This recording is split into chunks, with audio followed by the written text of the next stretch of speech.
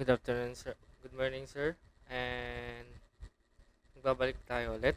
At ngayon po ay ah, prelim examination laboratory.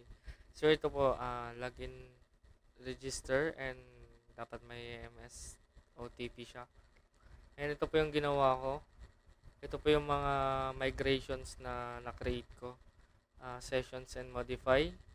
Yung modify users, ito po yung i-modify niya yung mga mobile number, and sa sessions, the ID, address, and dito naman sa controller, meron tayong login, Roger login, Roger mail control, Roger SMS, Roger view, and yan, Twilio, gamit natin, and dito sa Roger index login and register.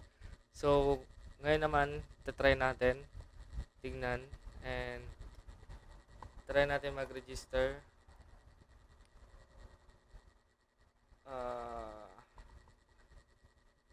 Roger, Ken Roger Bongawel, Sarana, plus 639 po, and 22.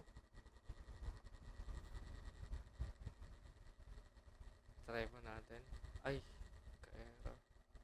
Pero sir, nagawa ko siya kanina. Try natin.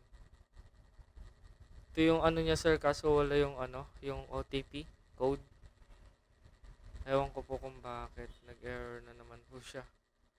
So, yun lang sir. Thank you po.